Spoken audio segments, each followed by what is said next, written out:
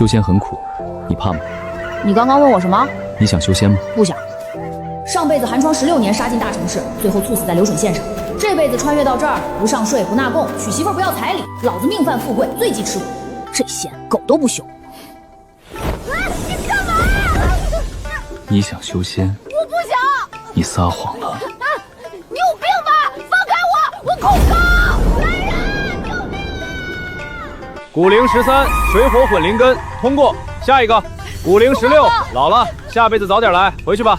下一个，无灵根，下辈子投个好胎。下一个，冰火土杂灵根，出门左转，走5000里，有个洛仙剑院。下一个，单属性冰灵根。这小女娃子不错，好像是林家的后人。小姑娘，你叫何名字？回前辈的话，我叫林浅浅。云泽林家，去那边歇着吧，有事随时找我。多谢长老。我看也没人了，准备准备，开始第2关吧。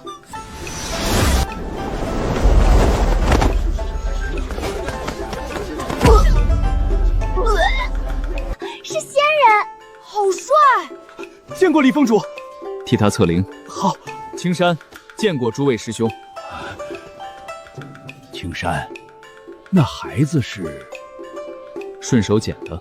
这给我干哪儿来了？还有天理吗？还有王法吗？少年，烦请入阵。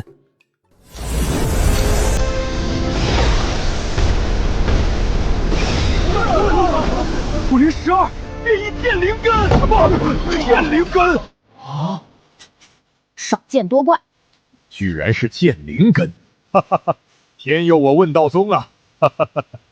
青山老弟，可以啊，这等好的苗子，竟是让你碰到了，走了狗屎运。无意间遇见，他一见到我便哭着喊着要拜我为师，求我带他修行。我念他心诚，索性就带回来了。可以开始下一关了。果然没错。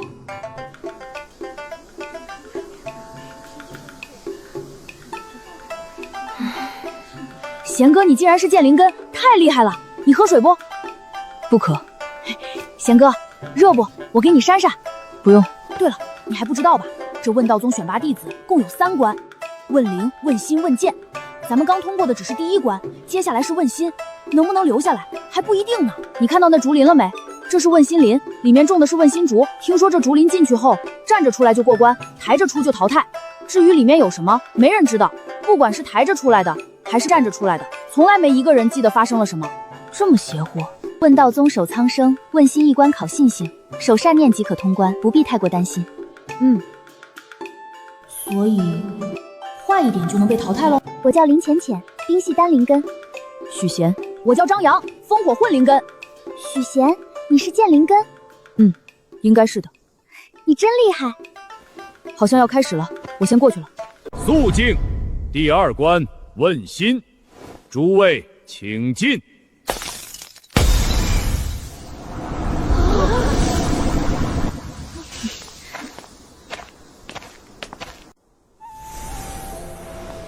拜见宗主。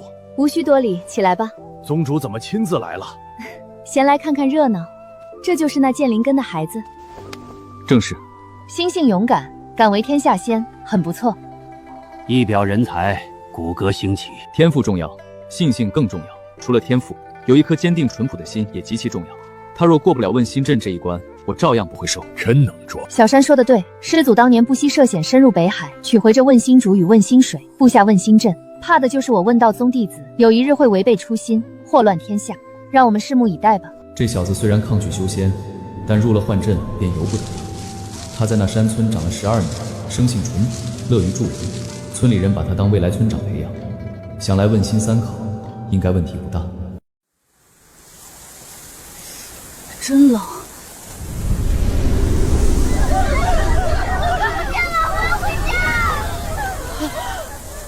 这雾有毒。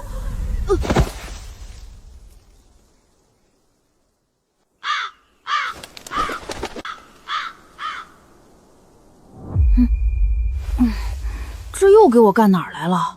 等等，我为什么要说又？救命啊！救命啊！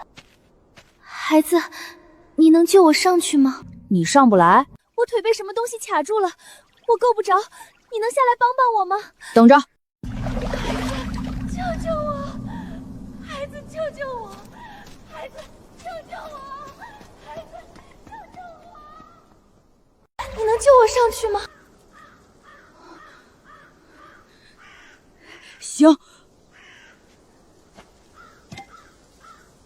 张扬是圣人院赴死，林浅浅为君子不危强，都算合格。不错，这第一关只是看他们心性，救与不救都可过。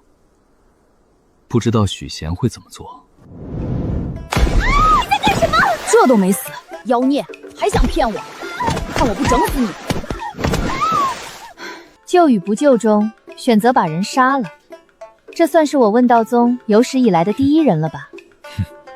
不过，这也并非坏事，至少这孩子心思缜密，他看出了幻境端倪，异于常人。何况他做完之后还知道把井填了，怕后来人再中招，杀伐果断，考虑周全，也算勇毅可嘉。宗主说的是，此子杀伐果决，将来必成大义。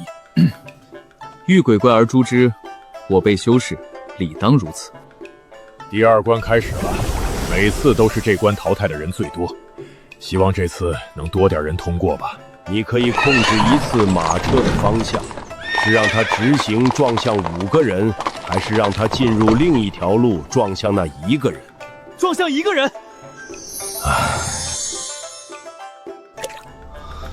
1000多人就剩下几百了，可惜呀。人对生命要有怜悯之心、敬畏之心。修行之人不该轻易决断他人生死，所以这一关只有没有做出选择的人，时间一到自然就会过关。小山，你觉得这次许贤会如何选呢？我相信许贤应该能过关。不知道他会不会再来个惊喜呢？我想好了，我先不选。你的答案是让马车直行碾死他们5个，然后掉头把最后这个也碾死，全部一个不留。有问题？你不能这样。不是你说的我可以控制一次马车的方向吗？你也没说不让掉头啊，谁让他们没事睡路中间的，碾死了活该。哎，老登你别走啊！宗主，这孩子咱们还能要吗？你们觉得呢？杀心太重，断不可留。可他毕竟通过了，而且是剑灵根。小山，人是你带回来的，你觉得呢？有没有一种可能，他是故意的？哦，问心阵判他通过，说明他内心并非真这么想。规则不允许马车不能掉头，所以他的选择不成立，等同于自动放弃。他的心是干净的，君子论心不论迹。小山说的也不无道理，规矩是先嘴定的，他若过了问心阵，我们却将人拒之门外，传出去，问道宗的脸往哪搁？且看第3问吧。求你了，别再整幺蛾子了。又来？啥情况？我明明没松手。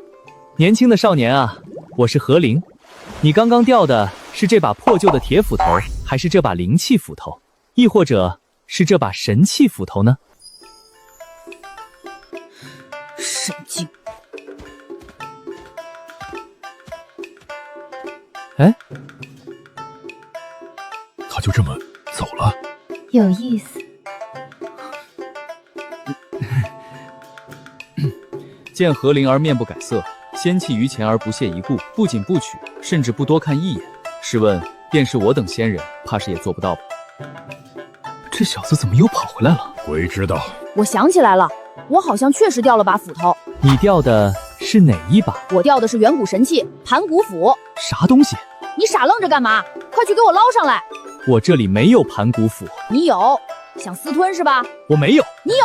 没有。你就有？没有。大胆何灵，你想私吞我盘古斧是吧？我说了，我没有。杀人灭口是吧？我整死你！你来呀，整死我呀！别走啊，出来单挑啊！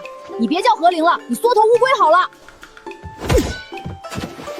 他就是故意的，此子断不可留！都别拦着我，我要整死他！你去吧，整死他，我们不拦着你。我真去了啊！去吧，我保证不责罚你。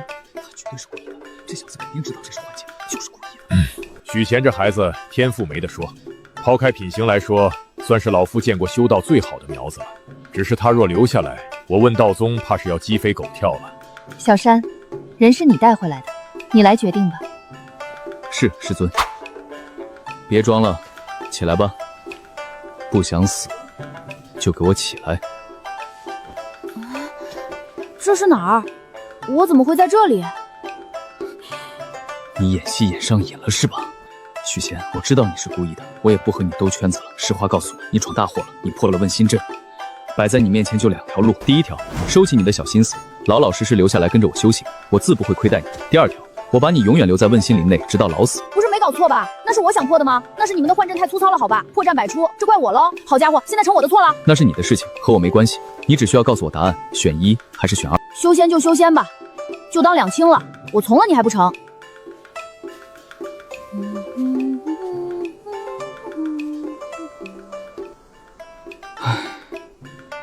我这是造了什么孽呀？刚才那小子谁啊？封主亲自来接，面子够大的。许仙，觉醒剑灵根那个。剑灵根，看着确实挺贱的，挺有个性的。还有人过来，他是许仙，我还以为他被淘汰了呢。怎么这么久？仙哥，这里啊！胖子，你也通关了，侥幸侥幸。原本上千人，现在不到100，5年收一次弟子，一次收这么点儿。这问道剑宗迟早得还，不少了，快100了呢。不是还有一关什么问剑吗？对，问剑。不过没事儿，就是走个流程。这第3关，我听说是……哦，仙人真好看，我将来也要成为这样的仙人。第3关是问剑，由我带你们去。跟我来，我得去看着这小子，别再给我搞出什么幺蛾子。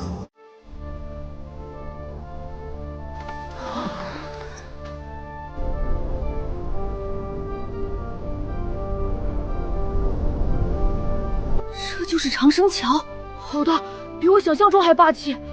巍巍长生桥，问剑踏天路，走过去我们就出息了。踏过此桥，登临彼岸，你们便是我问道宗的弟子。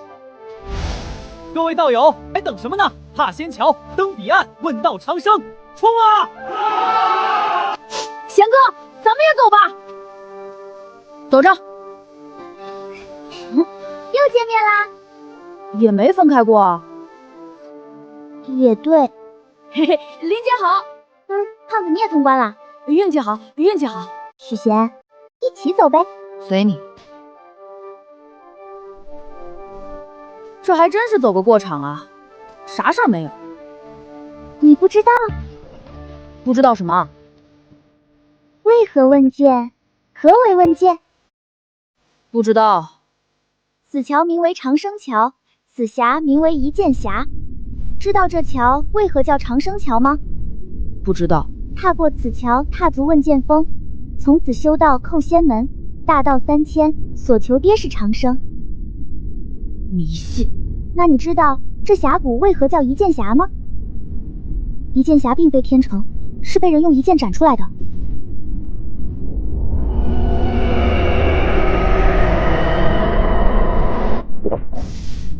这么狠！万年之前，妖魔盘踞，凶兽肆虐人间。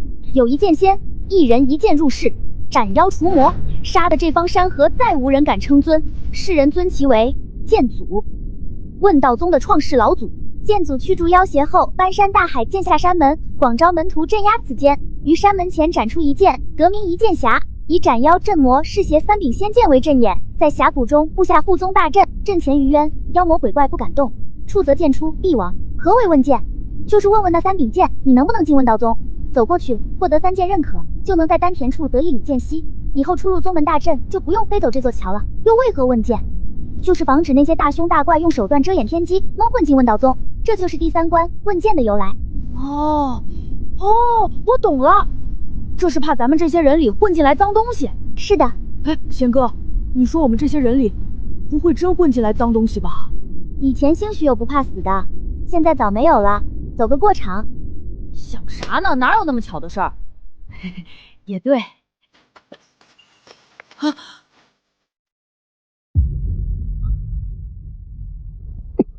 不会这么巧吧？怎么不走了？贤哥，你在说什么呢？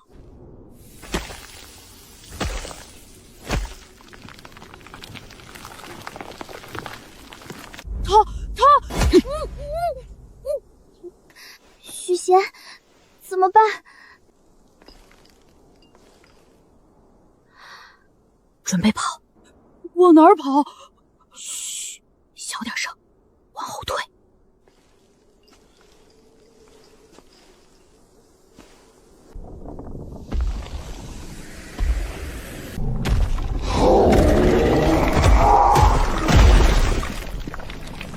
快看，那人怎么了？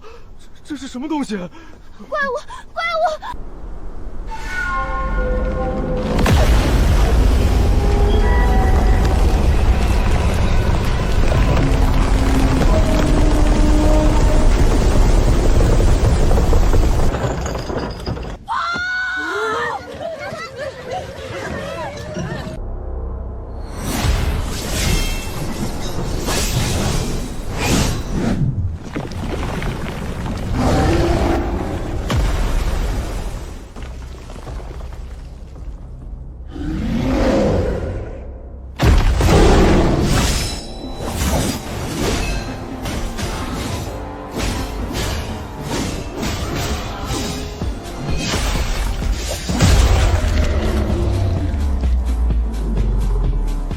孽障，你可知错？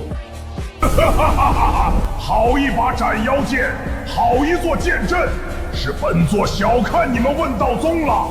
既然如此，那就拉个垫背的，剑灵根就是你了。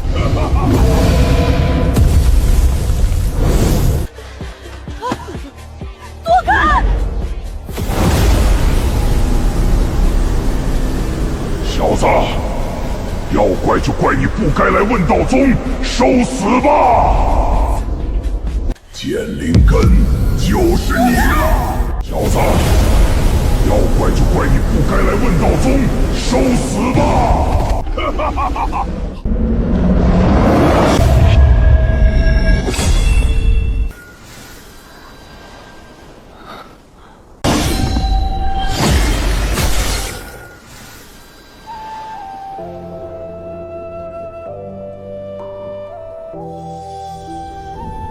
这感觉是……许贤，你没事吧？没事，我能有啥事儿？刚吓死我了，我还以为你……瞧你那出息，都是小场面。问剑继续，我果然没看错这小子，危险来临还能让伙伴先走，不错不错。这老东西这么平静，看来早就知道这结果了，吓老子一跳。这仙真是狗都不休啊！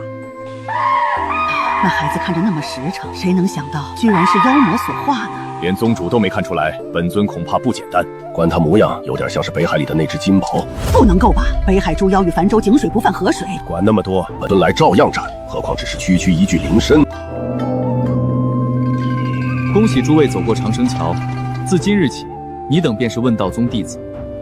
宗门规矩，拜师之后，各封各堂自有人告知。我不啰嗦，且随我来进行最后一步吧。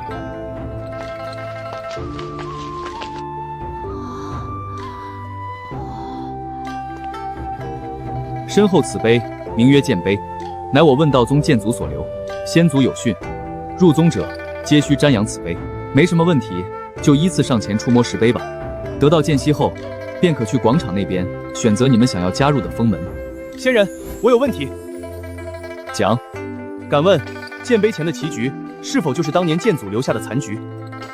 不错。谣传说，谁若破局，机缘归谁。敢问，此事是真是假？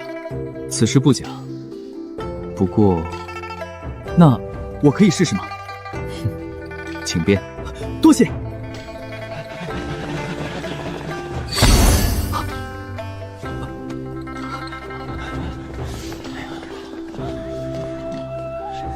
能解吗？别急，容我再看看。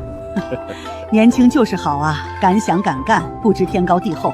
不稀奇，每年总有几个心气高的，都觉得自己能破局，等看明白了也就老实了。剑祖当年到底怎么想的？留下此局，莫非真有破解之法？得了吧，齐圣从棺材里爬出来，他也破不了。我看啊，就是磨后辈信心的。胖子，这上面写的什么？你不知道？我不识字。天哪，贤哥居然不识字！说啊，我也不识字。你小子耍我呢？你俩聊什么呢？天天哪，你们居然不识字！奇行险招，剑走偏锋，破而后立，小玉新生。2、4、6、8、10、12、14、16，贤哥对上了，刚好16个。奇行险招，剑走偏锋，破而后立，小玉新生。男人就该如此。你们知道这是什么意思吗？不知道，算了，先摸石碑吧。身体里确实有什么不一样了，这不比科学来的神奇，有点意思。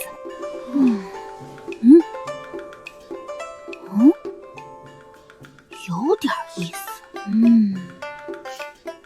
你俩看得懂吗？就在这儿的。冒昧问一下，破局的人是执黑子还是白子？搞什么？闹呢？许贤，不用看了，怎么讲？因为这压根不是什么残局，是死局。局中黑子已经输了，残局有可破，死局自无解。否则这棋摆在这里近万年，何至于无人可破？所以别费劲了，走吧。什么意思？感情早输了。我说这么看半天解不开，服气。走了走了。棋局既然在此，就一定有答案。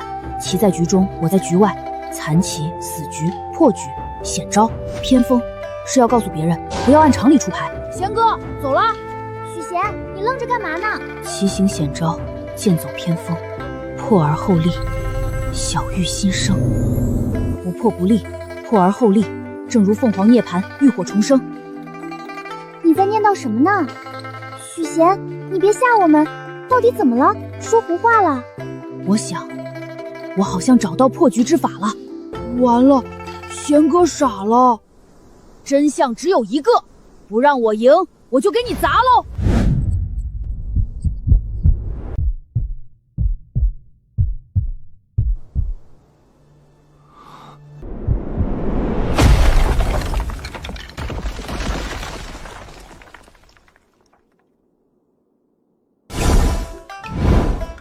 知道贤哥勇，没想到这么狠，剑祖流的东西光天化日就敢砸，难道猜错了？这不是脑筋急转弯。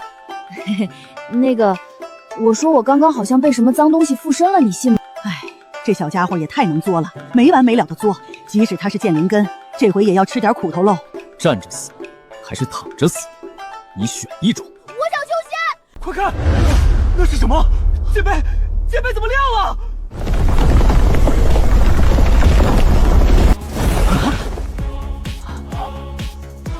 这气息，莫非剑碑苏醒了？难道这是？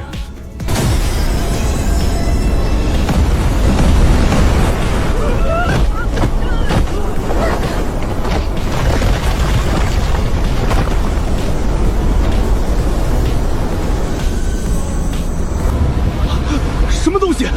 好霸道的剑意，好像是问道广场的方向。剑碑真能破。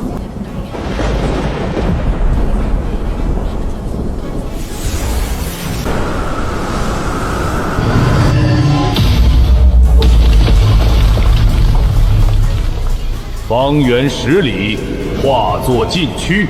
走。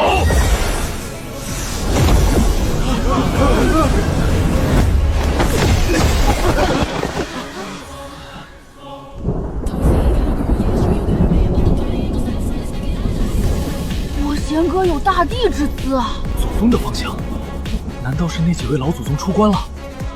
不见其人，但感其味，当真恐怖如斯。到底怎么了？大荒里的兽弟杀来了？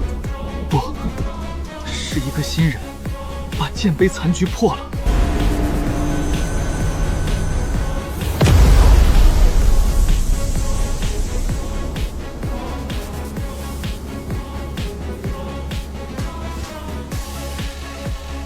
剑灵根破强局，顿悟剑碑，好一个后生，吾辈英雄出少年。小小年纪不错，这小子有我几分天赋？所以，他就是师尊一直在找的人。不知这剑碑中师尊留了什么，这孩子又能顿悟多久？仙羽见过5师兄、6师兄、7师姐、8师兄、小师兄，小石也来了，几位师兄都来了，仙羽怎能不来？这孩子是何根处，你可知晓？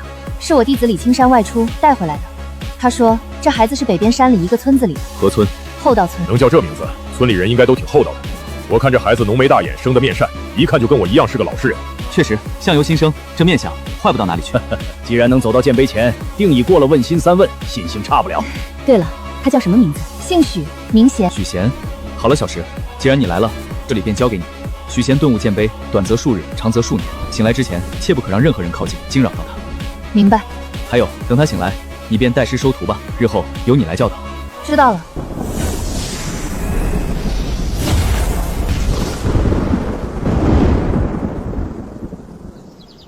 每次出山不是黑云血电就是哀嚎狂风，不知道的还以为我问道宗是魔宗呢，真服了。破局居然是这么破的，这谁能想到？以后我问道宗怕是不安宁了。小十一，等把你培养成才，我就也能偷懒了，似乎也还不错。原以为他闯了弥天大祸，没成想破了残局，顿悟剑碑，连山中5位师叔都惊动了。万中无一的剑灵根，现在又顿悟剑碑，哎，这小子的师傅已经轮不到我了。青山师弟，你这次可真是为宗门立了大功了，仙阁簿上又添一笔，恭喜恭喜啊！你去哪儿啊？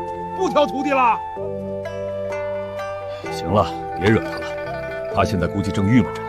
有啥好郁闷的？那孩子青山未必驾驭得了。行了行了，先干正事吧。时候不早了，诸位小友静一静。首先恭喜你们成为我问道宗的一员。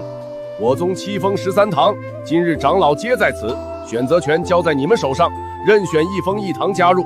有何不明白的，尽管问。同行半日，上一秒还称兄道弟，这一秒已物是人非。本以为站在同一起跑线上，可打了个盹儿的功夫，你却跑前边去了，高攀不起了，贤哥。又来，洞天、福地、方寸小世界，还是幻境？写的什么？天上白玉京，12楼5城，仙人扶我顶，结发受长生。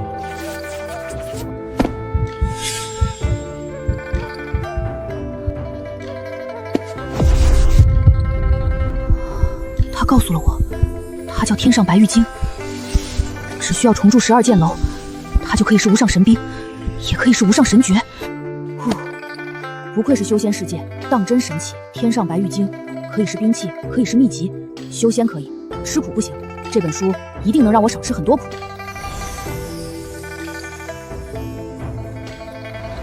我听到了您的召唤，自今日起，您便是我新的主人。自今日起，您便是我新的主人。你是？我是剑碑里的小书灵，叫舒儿。舒儿，一听就是文化人。我叫许贤，你可以叫我贤哥。好的，主人。主人，您需要重铸12剑楼。不错，刚才这书已经都告诉我了，还教会了我识字。那你说说，这楼我要怎么盖？慢慢盖。多慢？就像修行一样，海纳百川，激诱步而至千里。那会很苦吗？不知道，我没吃过。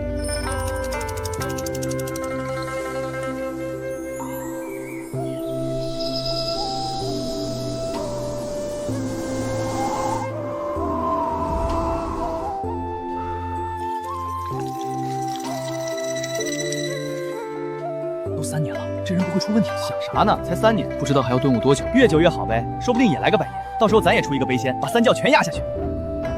还没醒，不会死了吧？这可不好笑。你少喝点吧。你何时听闻仙人会醉饮酒而亡呢？狗屁的仙人！行了，为师要去忙了，你好好守着你小师叔。同批弟子中，林浅浅一马当先，第一个筑基成功，得以入剑轴，寻得本命之剑，也算天骄。张扬资质平平，整日于铸剑峰，除了修炼就是撸铁。结果壮着胆子偷偷溜进问道广场，看看许贤到底死没死，被罚出打出金铁千金，方许吃饭，小惨。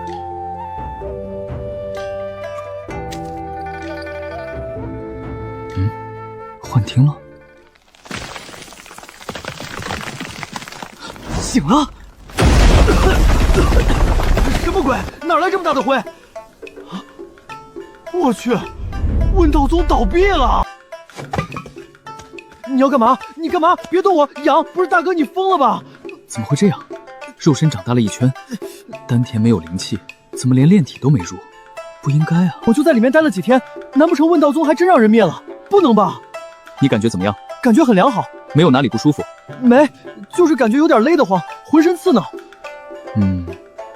应该是衣服小了。啊！我去，我身体啥情况？我的青春啊，就这么没了。4年顿悟，除了身体外，修为毫无变化。这小子还真总是让人意外。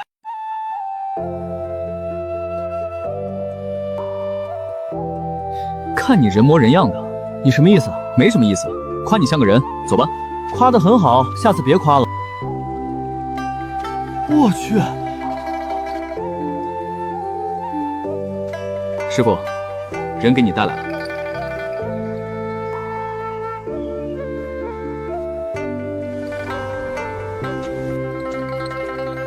这是哪位？许贤，闲人的闲。啊，你是许贤。士别3日，当刮目相看。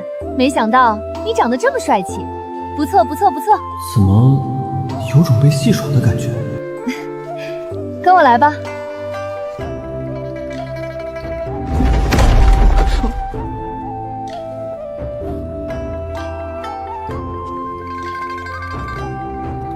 你可知我辈修士修行共有几境？凡人修仙共有9境：炼体、炼气、筑基、金丹、元婴、化神、合体、大成、渡劫。再往上即为仙人。没错。那你可知在凡州几境可称仙人？不知道。在凡州，不论三教还是千宗万族，凡入8境大成，便可以仙人自居。而9境渡劫可做祖，无不是雄踞一方的老怪物。而我便是9境渡劫期的修士。牛逼！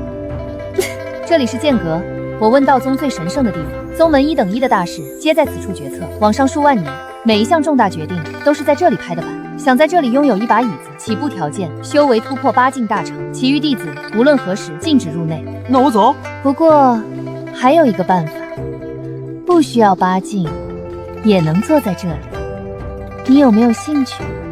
要不我还是走吧。你不想知道？不想。你真不想知道？真不想。你确定你不想知道？我很确定。不，你想知道。我说了我不。你在撒谎。什么叫师承一脉？这就是了，一开口就知道是谁师傅。行，我感兴趣，你说吧。看，我就说你想吧。那把椅子是我问道宗建立者剑祖的位置，那柄老剑便代表了他老人家。我所在这一排是剑祖的10位亲传弟子，我排行老10，所以坐最右边。在我问道宗有个不成文的规矩，凡剑祖的亲传弟子有直接入主剑阁成为阁老的权利，所以你懂吧？不懂。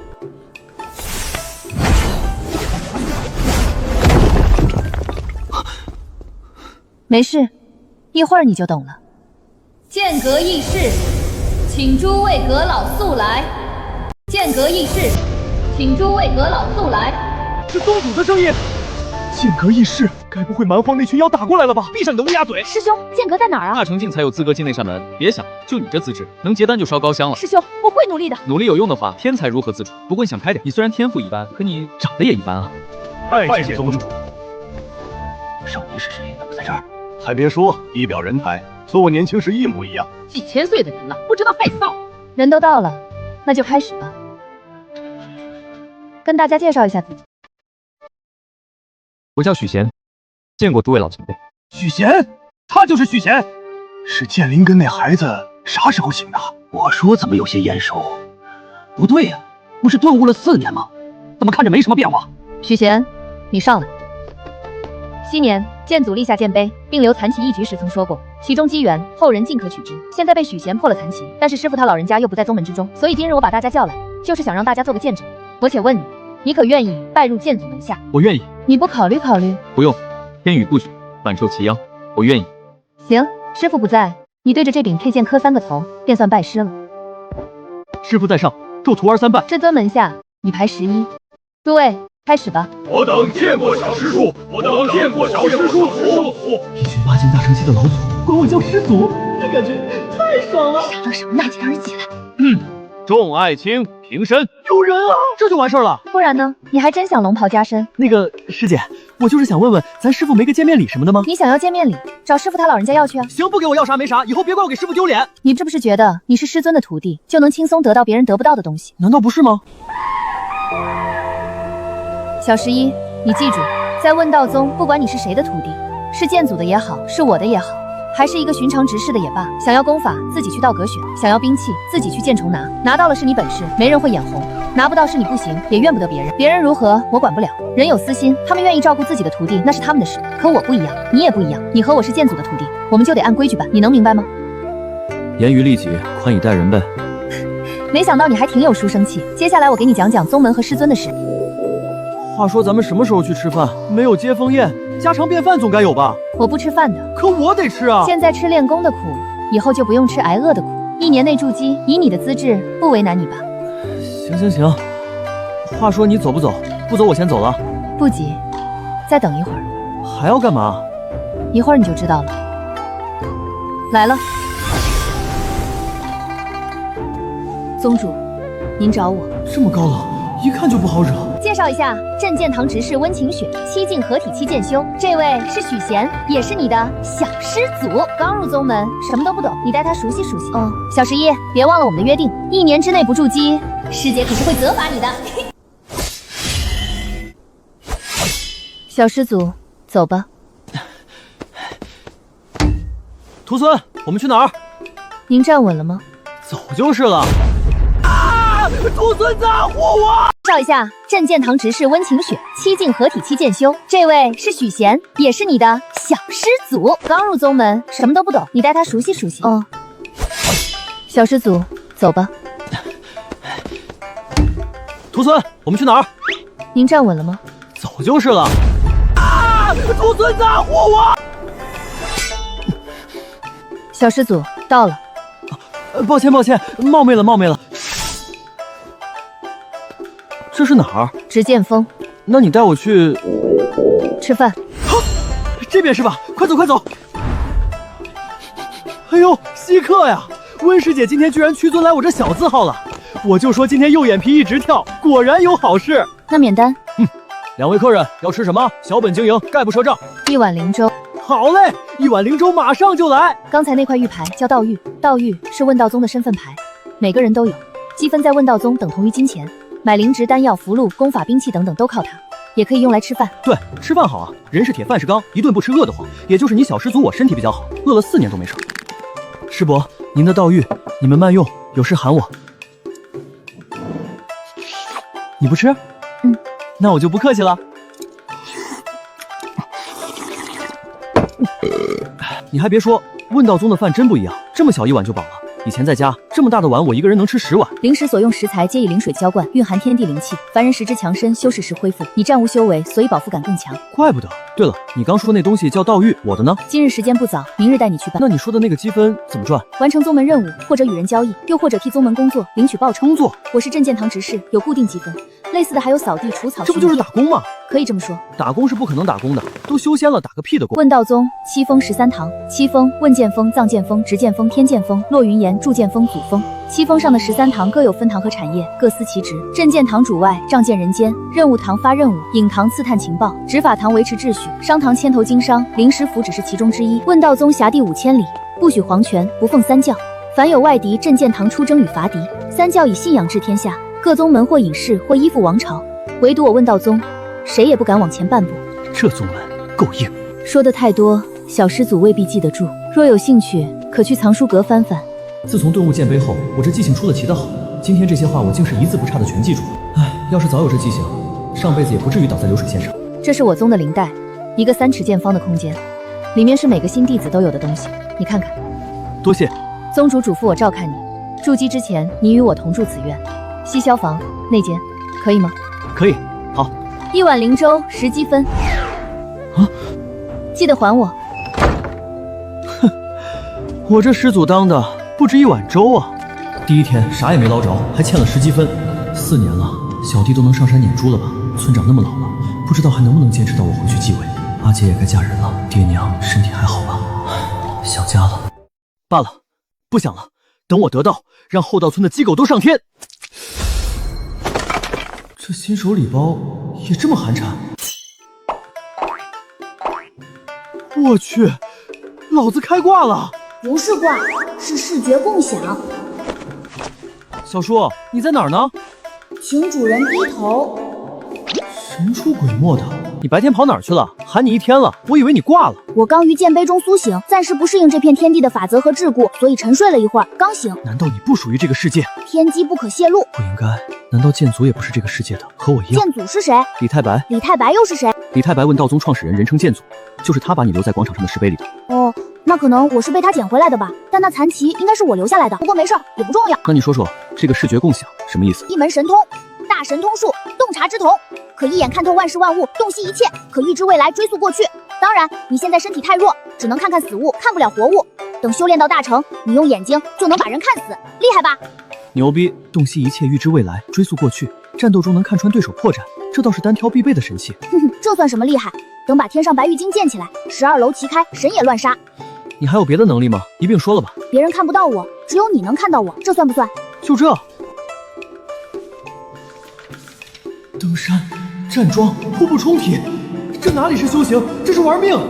我是真不想修仙啊。人事堂，问道宗13堂之一，负责所有人员登记造册。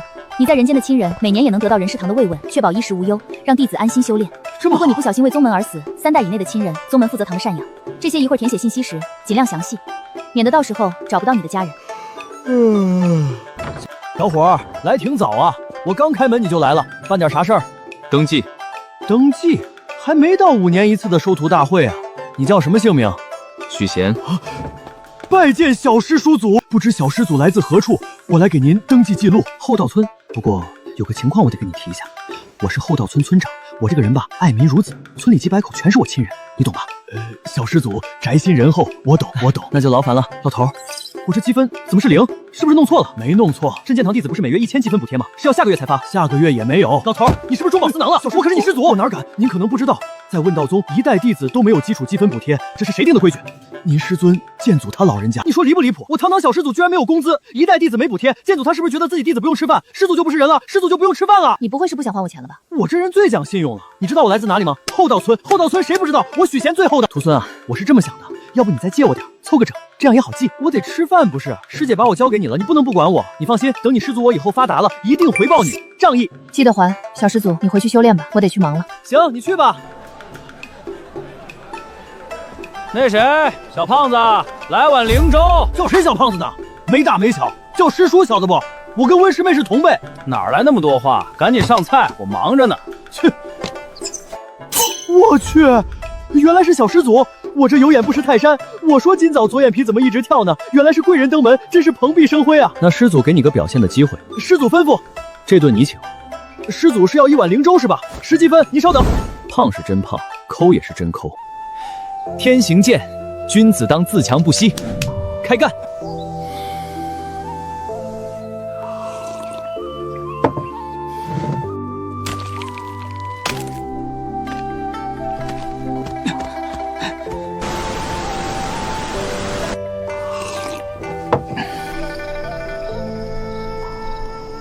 你知道吗？小师祖最爱喝灵粥。真的假的？我能骗你？我哥们就是执剑锋的，执剑锋都知道，他一天喝2碗。我那是爱喝粥吗？我那是只能喝粥。10积分的粥你竟然涨到15积分，粥是我带火的，分成3期。师祖，我只能按原价继续给您供应。好，让你小子嘚瑟。许贤表现如何？他是我见过所有弟子中最努力的，整日除了吃饭就是修炼，居然这么上进，看来是我看走眼了。他天天修炼，什么都不做，哪来的积分吃饭？跟我借的，不能再借了。真服了，我当初怎么就没想到能借钱呢？徒孙，投资回报率我提到20%了，就再借我点呗。不借，可以给你介绍工作，扫地，或者给灵药田除草。打住，打工是不可能打工的，这辈子都不可能。再没有积分，我就真要饿死了。难道真的要去打工吗？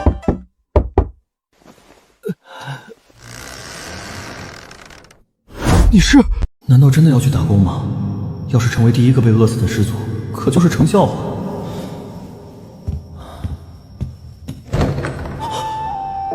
你是？才4年没见就不认识老朋友了？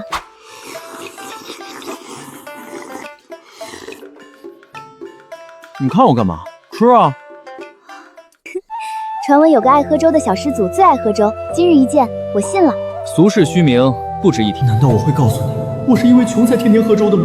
感谢你的粥， 4年没见，没想到你都筑基了。这些年你们还好吗？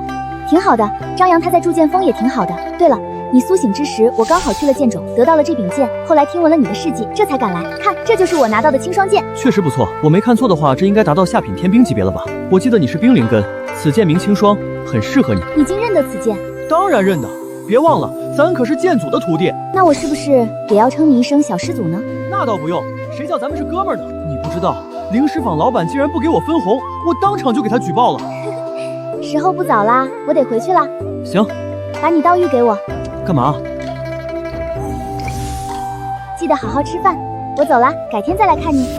别忘了筑基后去取剑。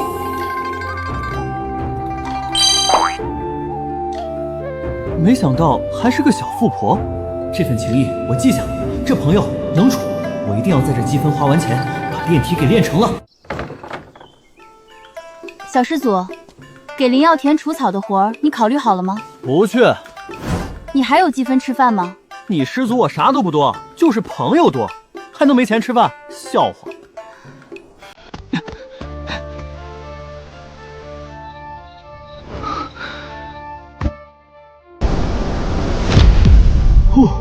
总算成了，3个月了，终于到炼体大成了，总算不要再吃断体的苦了。下一步就是去道阁选功法了吧？快看，那就是小师祖，他怎么来了？我听说小师祖3月就入了炼气，不愧是小师祖，真猛！顿悟剑碑4年，指定得了大机缘啊！弟子见过小师祖。本尊要入阁一关，你且登记吧。小师祖，道阁共6层，你可持着阁引，可于其中待3个时辰，时间到了就会被里面的法则强行送出，期间你可选一门功法进行拓印。辛苦了，好好干，我看好你。明白。这是道阁里剑祖留下的仙人禁制，凡入阁中都会被封印神识，只能看名字，不可打开，一碰就算选定，这就是所谓的缘。嘿嘿，那就怨不得我了。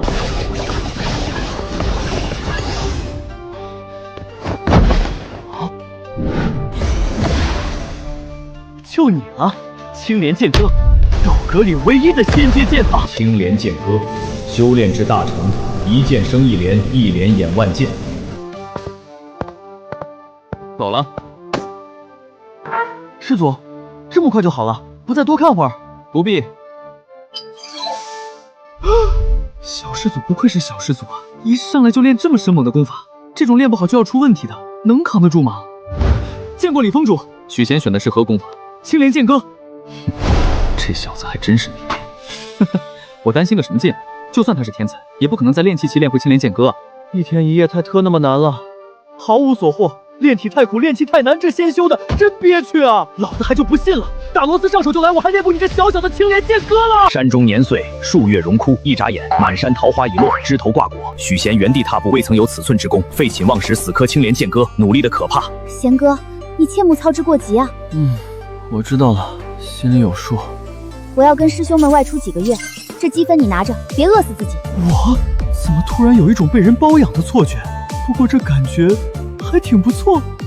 再悟不出来，我真得去打工还债了。主人，你要相信自己，只要你坚持，自能守得云开见月明。都快3个月了，我还不够坚持？修行本就不是一朝一夕的事，你已经比很多人走得快了。他们能和我比？我可是天才。真自恋啊！你来干嘛？来看看你老人家。你要闲的没事儿，就给我找个徒孙去。那是我没找吗？还不是被你家师傅抢走了。对了，说起这个，你小师叔最近怎么样？问我干嘛？你不是派晴雪那丫头给你盯着了？老娘问你话呢，怪我喽！当初是你死活不愿意带他的。我带他？这小子离老远就叫我小山子，我要是带他不得被气死？不咋样，整日把自己关院子里，悟他那剑法呢，跟魔罩了似的。哦，啥剑法？你不知道？我上哪里知道去？我一天天多忙啊！青莲剑歌。这么狠的吗？上来就练这么猛的剑法？这青莲剑歌连师兄他们都不会，敢把始祖的棋盘砸了的人，这算啥？也对，不过没想到他修炼这么执着，还是挺实在的。我早说了，幻境里那小子就是演的，他本性不坏。打个赌，就赌他能不能悟出青莲卷诀。我赌不能，100万积分。你怎么知道我刚存了100万积分的？因为我是你师傅啊。3个月，学不会第一剑，算我赢哦。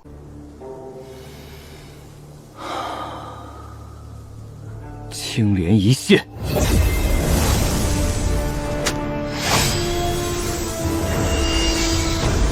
斩！哈哈哈哈哈！小爷我我成了！恭喜主人，习得青莲剑歌。今天高兴，粥里必要加2蛋。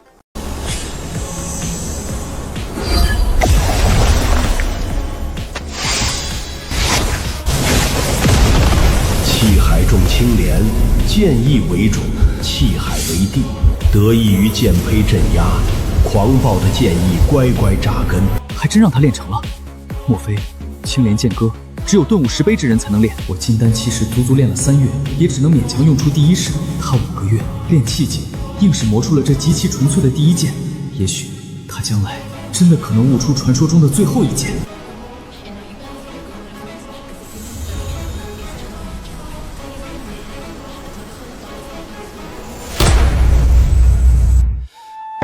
怎么了，小师祖？有什么事吗？那个小温啊，你看能不能再借小师祖点积分不？你要干嘛？我搞颗筑基丹筑基。不行，算了，君子不强人所难。筑基丹不用积分，只需要去任务堂里开个证明，填个申请单即可。还有这好事儿？行，我知道了。谢了，小温，我走了。虽说可以挂账，你最好还是稳固稳固，尽量少失败几次。放心好了，你师祖我是谁，一颗搞定，瞧好吧你。10个月练体练气，如今筑基，没用过半块灵石，这速度放眼凡州都是少有的。但愿他能一次成功。任务大厅，凡筑基期以上的弟子都可以在此处接取外派的任务，明码标价。一种是由宗门发起的任务，一种则是宗门里以个人名义发起的任务。搞定。小师祖，还真是小师祖啊！我还以为我认错了呢。你是？小师祖好，我叫药小小，是落元峰丹堂的弟子。哦，小师祖认识我？不认识。那可能是小师祖平日不怎么出门吧。我其实还是挺有名的哦，当然比小师祖要差一点。行，我记住你了，我得走了，你自己玩吧。师祖您还没筑基，还不能飞，不如我送您呗。也行，正好我也要去丹堂。小师祖，请吧。你这葫芦可以啊，有仙气。这是玉葫芦，我阿爷送的，飞得可快可稳了。小师祖，咱们走吧。行，走吧。啊。小师祖，你去丹堂干嘛呀？搞颗筑基丹。怎么不走了？我有筑基丹啊。看，筑基丹，给你。这不太好吧？我没积分。这些都是我自己练的，里边有10颗，不要积分，就算我孝敬您的。行，我收下了。不过1颗就够了，用不了这么些，剩下的还你。1颗？1颗真够啊？当然。其实我当初也是1颗筑基成功的，我说的是真的。我信你。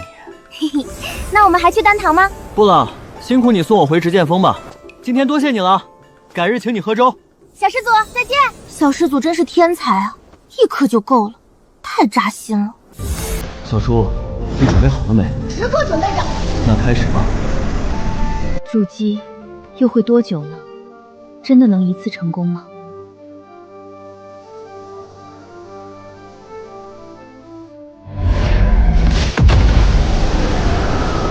竟然真成了！恭喜小师祖筑基成功。10月才筑基，不值一提。来坐。凉了，小温啊，记得你之前说过，只要我筑基就能申请一处住所，对吧？是的。我整日住在这里也不方便，你一个大姑娘家的，别让人说了闲话。行，不过你要不还是先去剑中取剑吧，回来再说。也行，明日吧，我刚破境，沉淀沉淀。许贤，你怎么来啦？我来看看你，你这环境还挺开阔的。哇，你真的筑基成功啦！这都被你看出来了，你不打算请本师祖进去坐坐？小师祖，欢迎莅临寒舍。这还差不多。你看，这就是我们的小院了。对了，你用了几颗筑基丹才成功的？不都是1颗吗？哪有，我当时用了5颗，我到现在还欠着任务厅换筑基丹的任务呢。没事儿，等我沉淀沉淀，我帮你还。不用啦，那你打算什么时候去剑中取剑？明天就去。张扬前段时间也去了剑中，说不定你们还能碰到呢。他怎么才筑基啊？拜托，你以为谁都跟你一样变态啊？原本想着去看看这小子，没想到他去剑种了。好家伙，一次都没来看我，还是我家浅浅好啊。行了，别怨他了。前些年他为了你偷偷跑进问剑孔场，被罚得可惨了。哦，还有这事儿？小胖这人是不错，就是天赋比我差点。曾经有一个人吃了100多颗筑基丹才破境的，好像叫药小小。药小小，你认识？不熟。小温，早啊。师祖，你这是去哪儿了？吃饭啊，吃饱了才有力气拔剑不是？来一个。不了，咱们该走了。行吧，那走吧。剑主之中内有5重剑天，无作剑池，取剑如同现在一般登阶。第1重剑池需登99道10阶，可见灵剑池；第2重999道10阶便到地剑池，往后是天剑池。万年来，除了剑祖外，曾于仙剑池中取出仙剑者，记载中仅有5人。仙剑池，你怎么没说第5重剑天呢？10阶100万，神剑池里有剑几何？不知道，因为从未有人爬上去过。我就送你到这里了，宗主在山顶等你呢。李峰主也来了。哈哈，搞这么隆重吗？